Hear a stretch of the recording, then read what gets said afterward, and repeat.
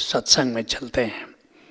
एक मित्र ने पूछा है, गहरे डूबने का क्या अर्थ है और नाद के स्रोत की तरफ बढ़ने का क्या मतलब है?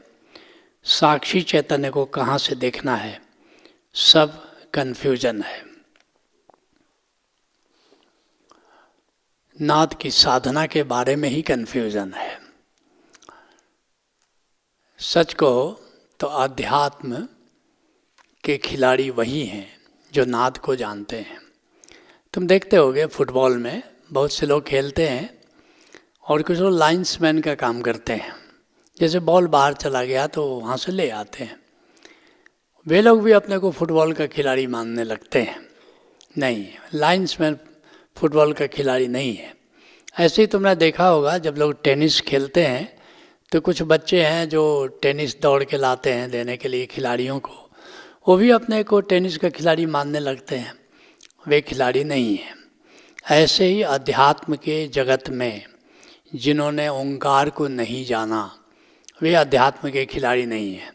कुछ लोग पूजा कर रहे हैं, पाठ कर रहे हैं, जाप कर रहे हैं, और भी अनुष्ठान कर रहे हैं, नेम कर रहे हैं, व्रत कर रहे हैं, हज कर रहे हैं, तीर्थ जा रहे हैं या ध्यान कर रहे हैं। वे भी अध्यात्म के खिलाड़ी नहीं हैं। राधा स्वामी मत के प्रवर्तक शिवदयाल सिंह जी कहते हैं, शब्द बिना सब थोथा ज्ञान। अगर शब्द को नहीं जानते, ओंकार को नहीं जानते तो तुम्हारा सारा ज्ञान निरर्थक है। शब्द बिना सब थोथा ध्यान। अगर तुम ध्यान कर रहे हो और शब्द को, ओंकार को नहीं जान रहे हो तो तुम्हारा ध्यान भी निरर्थक है। शब्द छोड़ मत अरे अजान, राधा स्वामी कहे बखान। इसलिए ओंकार को मत छोड़ो।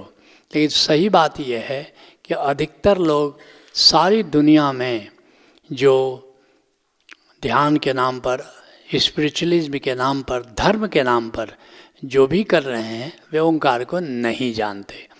तो वे अनाड़ी हैं, वे अज्ञानी हैं। लेकिन अब जो ओंकार को जानते हैं, जो नाद को जानते हैं, जिन्होंने नाद को श्रवण किया, अब उसमें भी बड़ा विगुचन है। क्या विगुचन है? क्योंकि नाद दो तरह का है। एक बाएं तरफ से नाद की ध्वनि आती है और एक दाहिने तरफ से नाद की ध्वनि आती है। बाएं तरफ से जो ध्वनि आती है वो दूर से आती हुई सुनाई पड़ती है और इतनी मधुर नहीं है। उसमें भी 4-5 प्रकार की ध्वनियाँ हैं, ये ज़्यादा मुख्य नहीं है। असली बात यह है कि तुम बाएं तरफ से सुन रहे हो और 99% लोग उसी ध्वनि को सुनते हैं। परमात्मा की ध्वनि है, कोई हर्ज नहीं है। लेकिन अब कुछ परंपराएं हैं, वे कहती हैं कि दाहिने तरफ से ध्वनि को सुनो। दाहिने तरफ की जो ध्वनि है वो पास से आती हुई सुनाई देती है और मीठी होती है, वो शांति देती है। निश्चित दाहिने तरफ से जब तुम ध्वनि सुनते हो तो ज़्यादा गहराई में जा सकते हो, ज़्यादा शांति में जा सकते हो। लेकिन अब कुछ परंपराएं कह रही हैं कि बाएं तरफ की नाद की ध्वनि तो काल की ध्वनि है। अब बड़ा मुश्किल खड़ा हुआ। मुश्किल क्या हो गई कि अधिकतर तो बाएं तरफ से ही ध्वनि आती है, तुमने मान लिया काल की ध्वनि। अब तुम कहोगे कि बाएं तरफ से नहीं सुनाई पड़े। मुश्किल तब खड़ी होती है अगर मैं तुमसे आज कह दूं कि याद रखना, बंदर को याद मत करना, तो मैं जानता हूं कि बंदर को ना याद करने की कोशिश में तुम बंदर की ही याद करोगे। ठीक ऐसे ही जो परंपराएं कह रही हैं कि बाएं तरफ से आते हुई नाद की ध्वनि को मत सुनो, वे बाएं तरफ के ही नाद की ध्वनि को ज़्यादा सुनती हैं और नतीजा ये होता है कि करीब करीब विक्षिप्तता की स्थिति आ जाती है। मैं तुमसे कहना चाहता हूँ कि दोनों ही परमात्मा की ध्वनि है। जो सुनाई देता है उसको सुनो। हाँ, कभी कभी मौज में आकर के गौतम बुद्ध की तरह दाहिने करवट लेट जाओ और उसको सुनो और शांति में, गहराई में जाओ। लेकिन नाद साधना की ये शुरुआत है, नाद साधना का ये अंत नहीं है। इसलिए नाद के बारे में, ओंकार के बारे में ओशो क्या कहते हैं कि नाद साधना कैसे करनी चाहिए। अधिकतर लोग पूरी जिंदगी केवल नाद श्रवण करते हैं और इससे आगे नहीं बढ़ पाते हैं। ये करीब करीब ऐसा ही हुआ कि तुमने अपने गाड़ी का इंजन स्टार्ट कर दिया और गाड़ी में बैठ गए। तुम कितना इंजन की आवाज़ सुनो, क्या इससे यात्रा संभव है? यात्रा तो इससे नहीं होगी।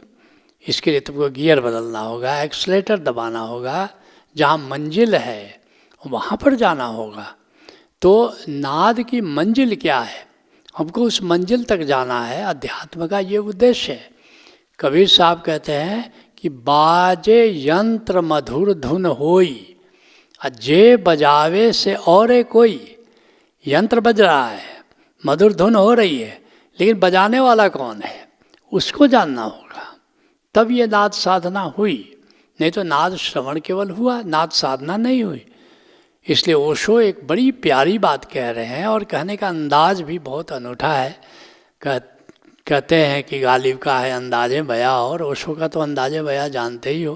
कहते हैं ओंकार हमारा मूल है, ओंकार हमारा गंतव्य है, ओंकार से दूर निकल जाना नरक है, ओंकार के पास सरकते चले जाना स्वर्ग है, और ओंकार से मिलकर एक हो जाना समाधि है, संबोधि है, मोक्ष है।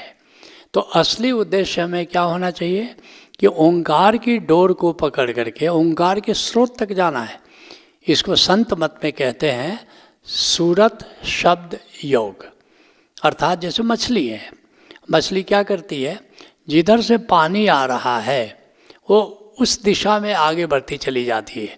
मछुआरे इस बात को जानते हैं, इसलिए मछुआरे क्या करते हैं कि बिल्कुल जाल को डाउन द स्ट्रीम खींचते हैं, ताकि उन्हें पता है कि मछली ऊपर की ओर जा रही है तो फंसेगी।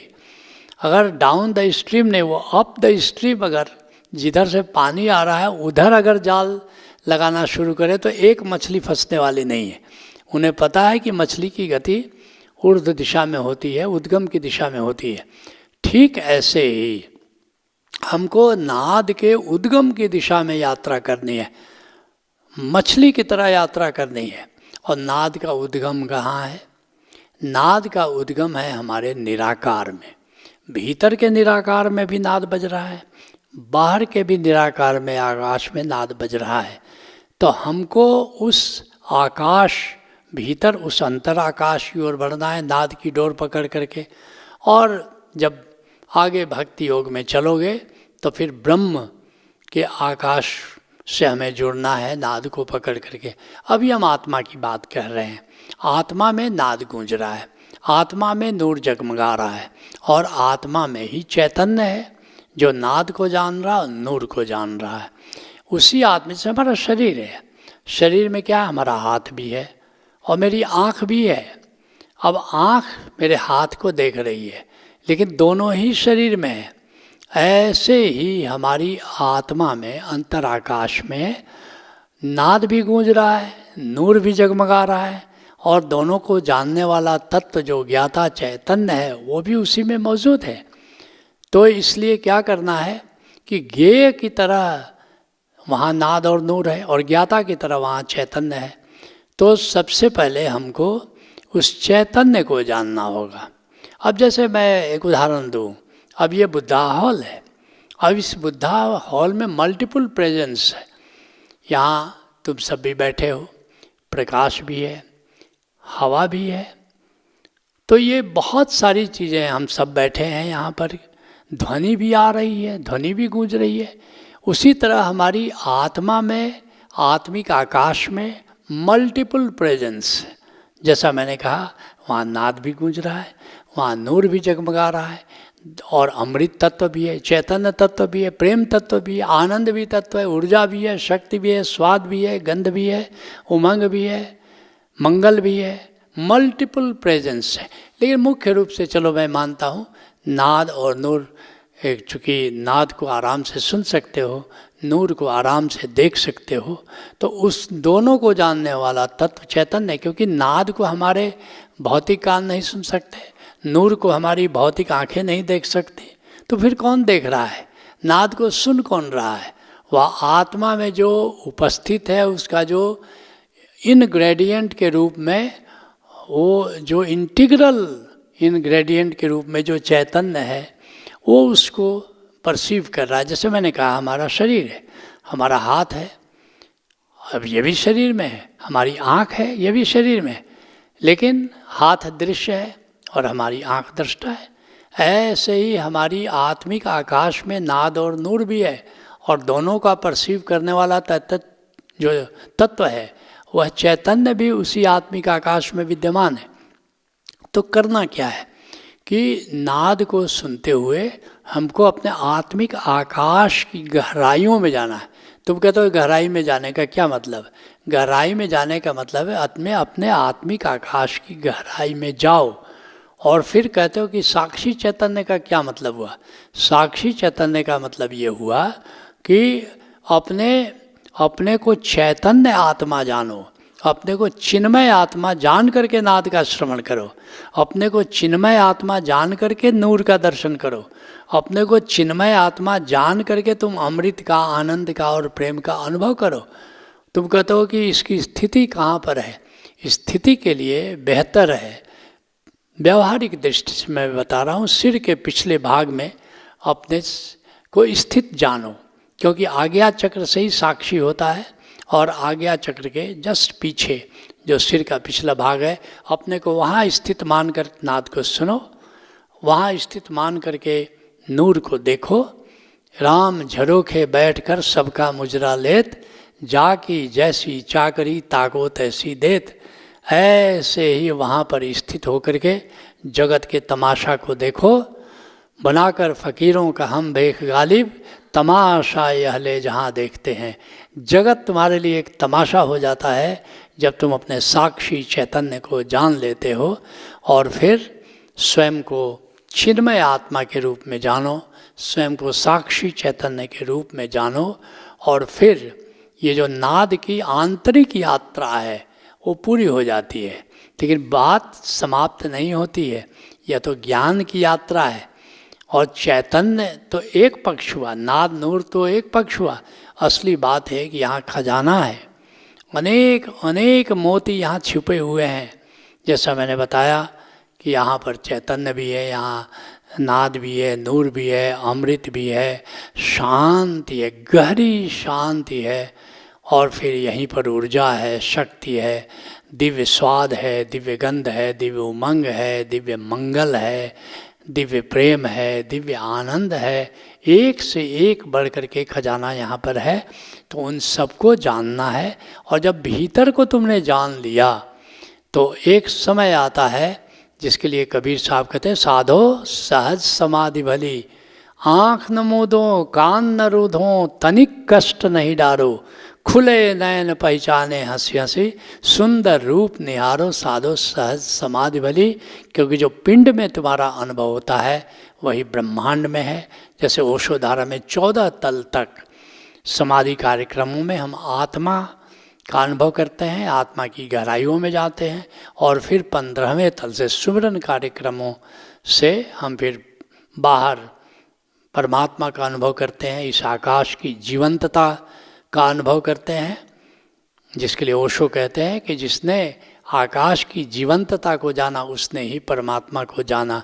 कभी गज़ल में मैंने लिखा था, मेरे मुर्शिद ने कहा सिद्धार्थ सुन, आसमां खुद है खुदा हम क्या करें, दिया के नीचे अंधेरा क्या करें, या खुदा तू ही बता हम क्या करें। तो वही स्थिति आती है कि तुम्हें आँख बंद करने की ज़रूरत नहीं होती है, खुली आँखों से नाद के स्रोत के रूप में तुम ब्रह्म को जानते हो। फिर तो यात्रा चरैवेति की ओर मुड़ती है, चरैवेति चरैवेति चरैवेति। Let's acknowledge.